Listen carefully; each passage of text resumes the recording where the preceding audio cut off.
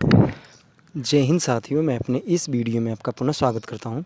दोस्तों, हम लोग बात कर रहे थे मानव रोग। तो मानव रोग का ये आज 5वां भाग होगा और ये मानव रोग का लास्ट भाग होगा। इसमें आज हम लोग बात करेंगे वायरस, यानी जो विषाणु होता है उसके कारण कौन कौन से रोग हमारे शरीर में होते हैं, इनके बारे में आज चर्चा होगी। तो चलिए शुरू करते हैं। वायरस से होने वाला जो रोग है, सबसे पहले रोग की बात करेंगे तो ये रोग का नाम है रेबीज़। देखिए, रेबीज़ ये भी क्या है, एक वायरस से होने वाला रोग है। अगर हम बात करें कि जो रेबीज़ है, ये रोग जो होता है ये किस वायरस के कारण होता है, तो यह जो है रेहेब्डो वायरस, यानी रेबीज़ जो वायरस होता है ये रेहेब्डो वायरस से होता है। और ये बता दूं कि जो रेबीज़ वायरस होता है ये किसके अंदर होता है, तो ये बेसिकली कुत्तों और बिल्लियों के अंदर होता है। यानी कहने का मतलब, अगर कुत्ता या बिल्ली अगर आपको काटते हैं तो उनके दांतों में या उनके कह सकते हैं मुंह में रेबीज़ वायरस यानी रेहेब्डो वायरस होता है, जो क्या करता है आपके शरीर में एंट्री करता है, जिसकी वजह से रेबीज़ नामक समस्या होती है। इसमें क्या होता है कि अगर मान लीजिए किसी व्यक्ति को कुत्ता या बिल्ली काट लेता है तो उसको क्या होता है, पानी से बहुत ज़्यादा अधिक डर लगता है। और इसमें क्या होता है कि उसमें व्यक्ति का कुत्तों की तरह व्यवहार होने लगता है। जैसे जिस तरह कुत्ता भौंकता है, कुछ उसी तरह अगर किसी व्यक्ति को अगर कुत्ता काट लेता है तो वो भी उसी तरह कुछ व्यवहार करने लगता है। अगर बात करें कि रेबीज़ का, यानी जो जैसे आप सुने होंगे कि जब कुत्ता काटता है तो उसकी इंजेक्शन लगती है, यानी टीका लगता है उसका। तो अगर बात करें कि रेबीज़ का जो टीका है वो किसने बनाया था, तो वो रेबीज़ का टीका लुईस पाश्चर ने बनाया था। ठीक है, इतनी बातें आपको ध्यान रखनी है। अगला नंबर इसमें आता है डेंगू। डेंगू आपने सुना होगा, बहुत फेमस रोग है। ये भी क्या होता है कि वायरस के कारण ही होता है। अगर बात करें कि इसमें डेंगू में कौन सा वायरस होता है जो डेंगू के लिए जिम्मेदार होता है, तो उसमें होता है अरबो वायरस। अरबो वायरस की वजह से ये डेंगू रोग होता है। अगर बात करें इसका वाहक कौन होता है, वाहक का मतलब इस वायरस को ले जाने वाला कौन होता है, तो इस वाहक को ले जाने वाला मादा एडिस एडिज इजिप्टाई। ठीक है, तो मादा एडिज इजिप्टाई मच्छर जो होता है ये क्या आता है, अरबो वायरस को ले जाने के लिए वाहक होता है। इसमें देखिए, अगर बात करें जो डेंगू रोग होता है इसको हम लोग हड्डी तोड़ बुखार के नाम से भी जानते हैं। और इसमें क्या होता है, बिम्बाणु जो होता है यानी प्लेटलेट जो होता है हमारे शरीर में, वो प्रभावित होता है। आपने सुना होगा कि जैसे ब्लड जो होता है, ब्लड में लिक्विड पार्ट और सॉलिड पार्ट होते हैं। ठीक है, तो लिक्विड पार्ट की बात करें तो उसमें प्लाज्मा होता है। बाकी सॉलिड पार्ट की बात करें तो उसमें जैसे आपके RBC WBC, उसी में प्लेटलेट्स यानी बिम्बाणु भी होता है। तो जब अगर मान लीजिए ये डेंगू रोग होता है तो उसमें क्या होता है, जो हमारे शरीर यानी ब्लड के अंदर जो प्लेटलेट्स होता है उसी को ये क्या करने लगते हैं, कम करने लगते हैं। तो इसमें प्लेटलेट्स प्रभावित होता है।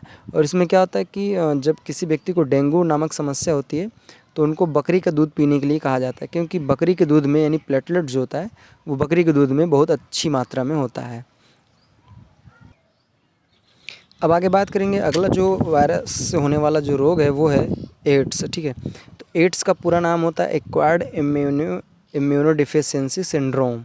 तो ये एड्स का फुल फॉर्म होता है। अगर बात करें कि यह किस वायरस से होता है, तो यह रेट्रो वायरस होता है। और जो रेट्रो वायरस है यह एक HIV है।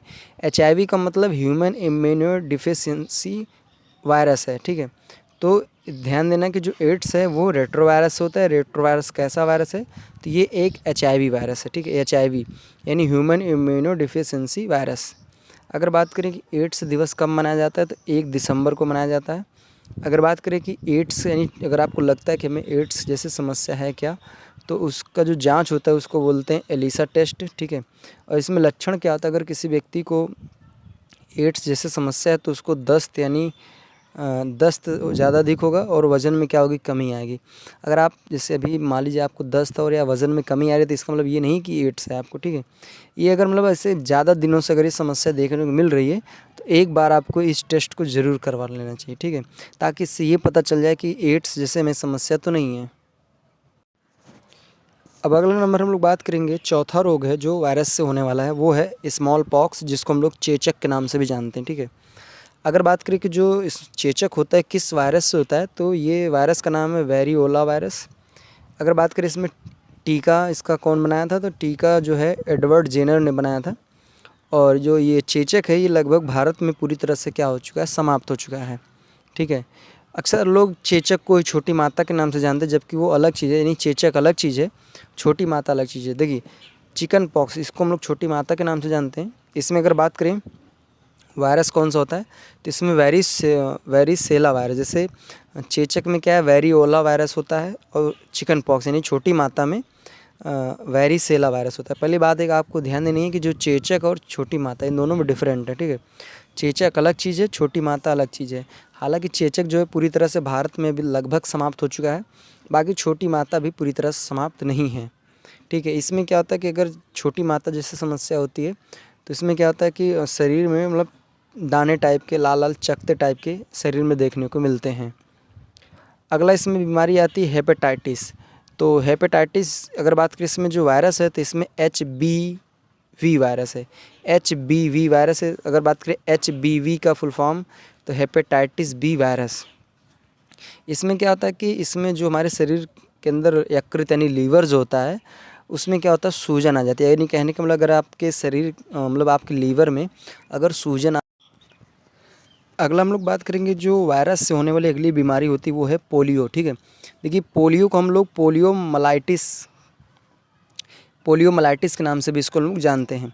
अगर बात करें कि जो पोलियो होता है ये किस वायरस से होता है, तो बेसिकली पोलियो जो होता है ये पोलियो वायरस से ही होता है, ठीक है। पोलियो एक वायरस है, ठीक है। इसमें क्या होता है कि रीढ़ की हड्डी या कह सकते हैं मस्तिष्क की जो नसें होती हैं वो प्रभावित होती हैं। जैसे जिसको आप लोग आम बोलचाल की भाषा में लकवा भी बोलते हैं, ठीक है।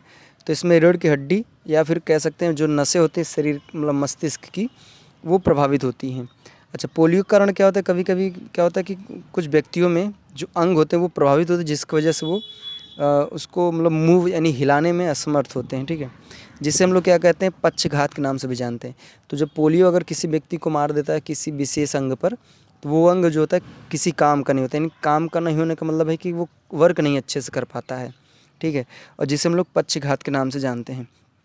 इसमें क्या होता है कि इंसान को सांस लेने में भी समस्या देखने को मिलती है। अगर बात करें कि पोलियो का टीका कब और किसने बनाया था, तो 1955 में डॉक्टर साल्क तथा उनके सहयोगियों ने क्या किया था, पोलियो के टीका का निर्माण किया था, ठीक है।